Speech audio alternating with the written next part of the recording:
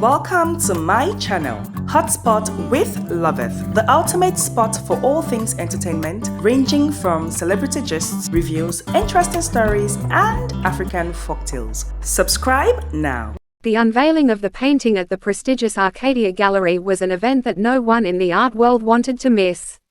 The artist, who chose to remain anonymous, had a reputation for creating pieces that challenged conventional boundaries, but this latest work was something entirely different. It was bold, unsettling, and provocative, a raw depiction of human vulnerability that seemed to expose the deepest, darkest corners of the soul. The painting was a swirling mass of color and texture, a chaotic yet strangely harmonious blend of abstraction and realism. It featured a central figure, shrouded in shadows, reaching out as if trapped between two worlds, one of light, the other of darkness.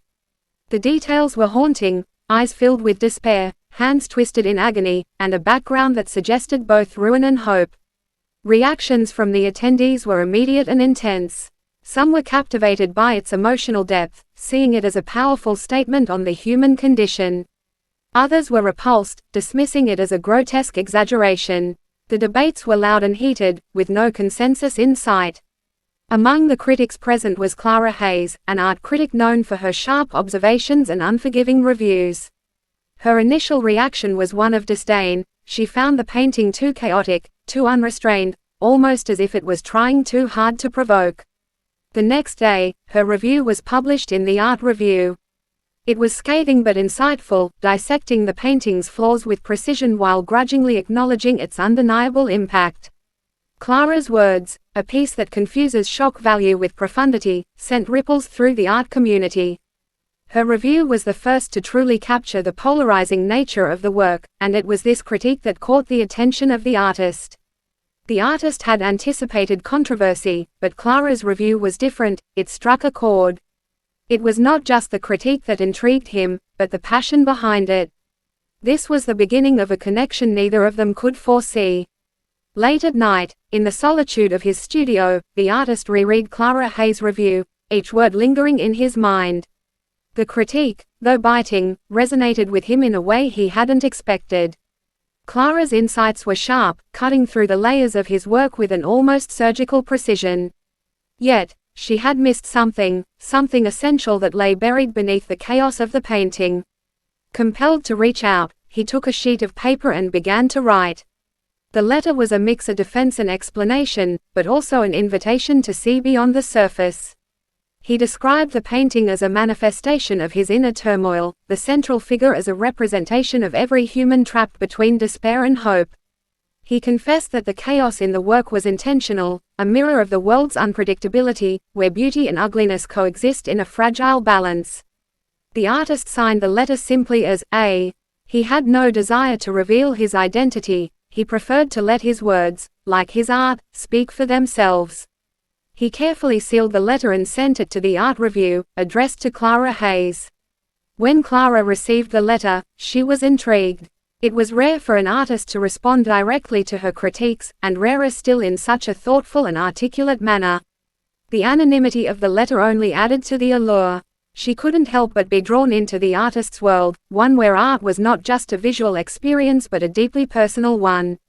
Thus began their correspondence, a dialogue that quickly transcended mere critique, evolving into an exploration of art, emotion, and the human condition.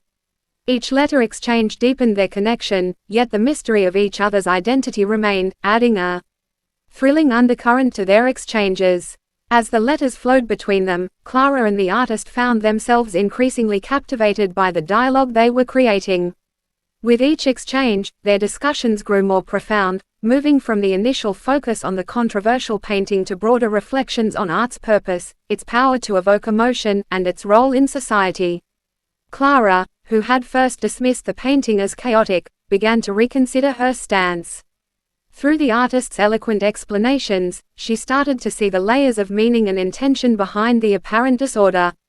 The painting's complexity, which she once viewed as its flaw, now seemed like its greatest strength, a reflection of the complexities of life itself. For the artist, the letters became a space to articulate thoughts he had never shared with anyone. Clara's sharp questions and observations forced him to dig deeper into his own creative process, to justify his choices not just as an artist but as a human being. In responding to her, he found clarity in his own work, and in Clara, an unexpected kindred spirit. Their connection grew more intimate with each letter. What began as a professional discourse slowly transformed into something personal. They began sharing fragments of their lives, thoughts, and dreams, all the while maintaining the mystery of their identities. The bond they were forming was unlike anything either had experienced before, an intellectual and emotional connection forged through words, ideas, and the shared language of art. After weeks of correspondence, Clara found herself standing once again before the painting that had ignited such fierce debates. This time, however, her perspective had shifted. The chaotic brushstrokes she once criticized now revealed a method to the madness, a deliberate attempt to capture the duality of existence. The central figure, once a mere shadow in her eyes, now seemed to pulse with life, embodying the struggle between despair and hope that the artist had so passionately described in his letters. Moved by this newfound understanding, Clara decided to write a new review. Her words, once sharp and unforgiving, were now laced with admiration and respect. She praised the painting's complexity, acknowledging that her earlier critique had been hasty and incomplete. She wrote about the profound emotional resonance she now saw in the work, and how it challenged the viewer to confront uncomfortable truths about the human experience. The painting, she concluded, was not just a visual experience but a psychological journey, one that was easy to misinterpret if viewed too hastily. The review, published in the Art Review, created a stir. Readers who had dismissed the painting began to reconsider, and those who had praised it felt vindicated. The article quickly became a topic of discussion among critics and artists alike, elevating the painting's status within the art world. The artist, upon reading the review, felt a deep sense of validation. Clara had not only understood his intentions but had also articulated them in a way that resonated with the broader public. Yet, he remained anonymous, content to let his work and the letters speak for him. However, Clara's curiosity about the mysterious artist only deepened. She found herself more intrigued than ever by the man behind the letters, the one who had so profoundly impacted her view of art. This growing curiosity began to take root, urging her to uncover the identity of the person who had become more than just a correspondent. Clara's curiosity about the mysterious artist grew with each letter. The depth of their discussions and the emotional resonance they shared pushed her to want more than just words on a page. She began discreetly investigating, poring over past exhibitions, anonymous works, and insider whispers within the art community, hoping to uncover a clue that would lead her to the artist's identity. Meanwhile, the artist felt a similar pull. The connection they had formed through their letters was undeniable, yet it was laced with a fear that revealing his true self might shatter the bond they had built. He was acutely aware of the contrast between their personalities, her bold, outgoing nature and his introverted, reflective one. He worried that once she saw him as more than the mysterious correspondent, she might find him underwhelming. As their correspondence deepened, so did the tension between the desire for anonymity and the longing for true connection. Their letters began to reveal more personal details, hinting at the lives they led outside of their shared intellectual discourse. Clara's words became more searching, more intimate, as if she were trying to draw him out of the shadows. The artist, in turn, found himself on the brink of revealing his identity multiple times, only to pull back at the last moment. The tension became a silent thread in their letters, woven between the lines of their conversations. Both felt the weight of what was unspoken, a growing awareness that their connection had transcended mere professional curiosity. It was becoming something deeper, something neither could easily walk away from. The artist knew that soon, he would have to make a choice: continue hiding behind his anonymity or step into the light, risking everything for a chance at something real. It was an unusually warm evening at the annual Solstice Art Gala, an event that drew artists, critics, and art lovers alike. Clara attended, as she did every year, mingling with the crowd, her eyes constantly scanning the room for any clue that might lead her to the elusive artist she had been corresponding with. She had no idea that he, too, was there, drawn by the lure of anonymity in a sea of faces. They met by chance near a small, overlooked exhibit, a quiet corner showcasing works by emerging artists. The artist, drawn to the raw, unpolished pieces, stood contemplating a particularly striking sculpture when Clara approached. She commented on the piece's haunting simplicity, and he responded, intrigued by her perceptiveness. Their conversation flowed easily, touching on art, life, and the challenges of expressing one's true self in a world that often misunderstands. The artist spoke of the loneliness that comes with creating something deeply personal, while Clara shared her frustrations with how her critiques were sometimes seen as mere judgments rather than an attempt to understand the artist's intent. Each word they exchanged seemed to resonate on a deeper level, as if they had known each other for much longer. Neither suspected that the person standing before them was the same one with whom they had shared so many intimate thoughts in their letters. Yet, the connection they felt in that moment was unmistakable, a mirror of the bond they had formed through their correspondence.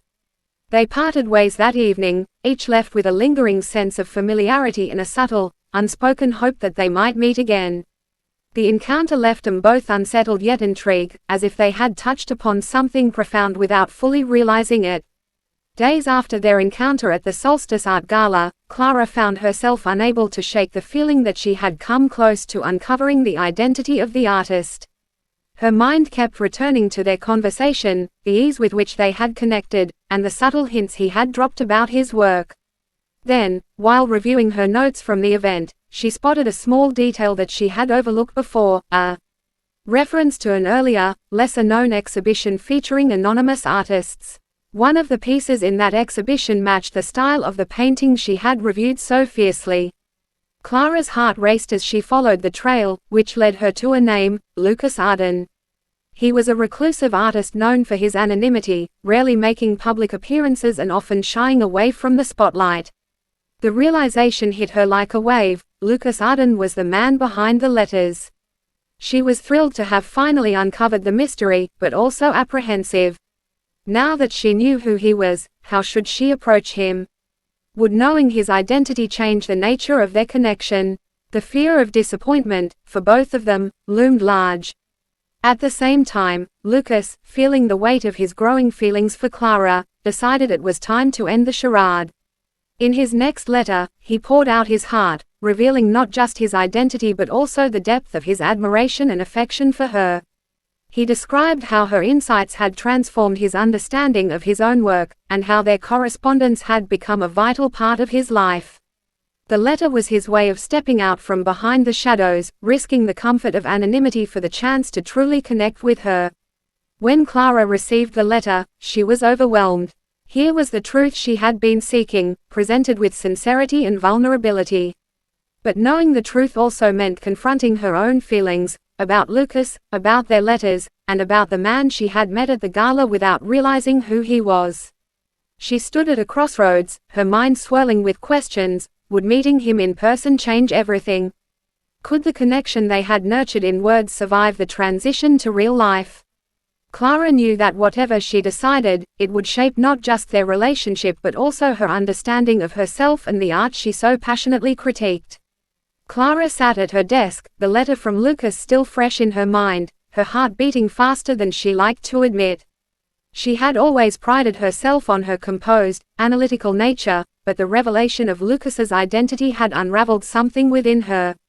Gathering her thoughts, she began to write her response, her hands trembling slightly as she put pen to paper.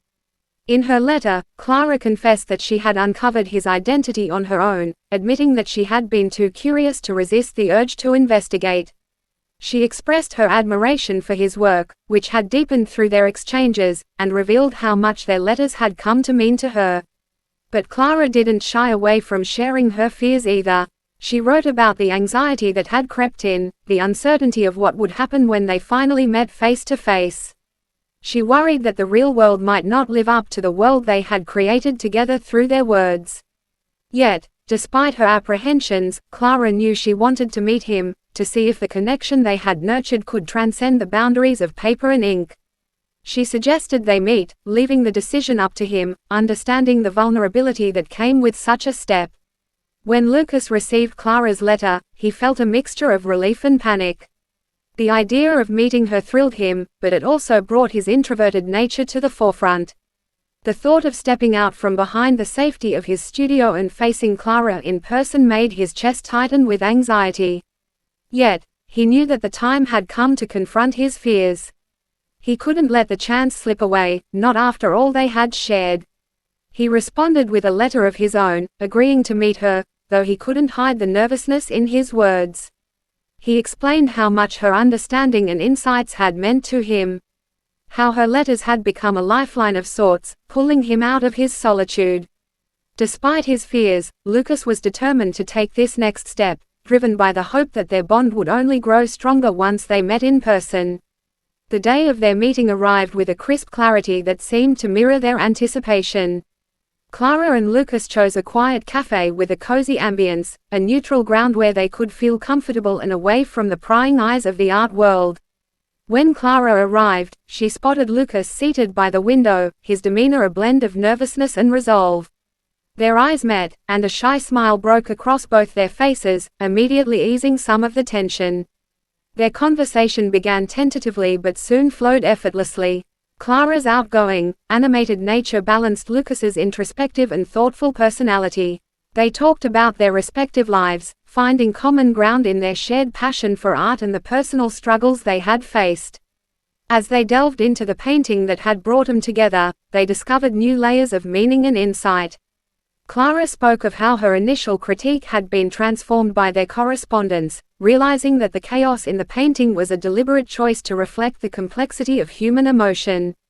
Lucas, in turn, shared his inspiration behind the piece, revealing how it had been a personal exploration of his own vulnerabilities. Their discussion deepened their understanding of each other and the painting, showing how their perspectives had evolved through their interactions. The conversation flowed as if they had known each other for years, their mutual respect and affection palpable. By the end of their meeting, they both felt a renewed sense of connection, their relationship now enriched by the tangible presence of each other. The balance they found allowed their bond to flourish, turning their intellectual connection into something more profound and tangible. Chapter 10. A New Creation. Inspired by their love, the artist begins a new painting that reflects their journey together. The critic, now his biggest supporter, helps him prepare for a new exhibition. This time, the artist steps into the spotlight, no longer hiding behind anonymity. The painting is a success, and their relationship deepens as they embrace both their similarities and differences. The story ends with them looking forward to a future filled with art, love, and mutual understanding. As their relationship deepened, Lucas found himself inspired by the journey they had shared. In the quiet of his studio, he began working on a new painting, one that was profoundly influenced by his experiences with Clara. This piece was a celebration of their love and connection, incorporating elements from their discussions and the emotional revelations they had exchanged. It depicted a harmonious blend of light and dark, mirroring their own complexities and growth. Clara, now Lucas's biggest supporter, was instrumental in preparing for the new exhibition. She helped him select the venue, design the promotional materials, and even curated a series of notes and reflections to accompany the artwork, making sure that the story behind the painting was as compelling as the piece itself. When the exhibition opened, it was met with enthusiastic acclaim. The painting was hailed as a stunning evolution of Lucas's previous work, praised for its emotional depth and innovative approach. The success was not only a personal victory for Lucas but also a testament to the strength of their partnership. With the veil of anonymity lifted, Lucas and Clara embraced their new chapter with a sense of fulfillment and excitement.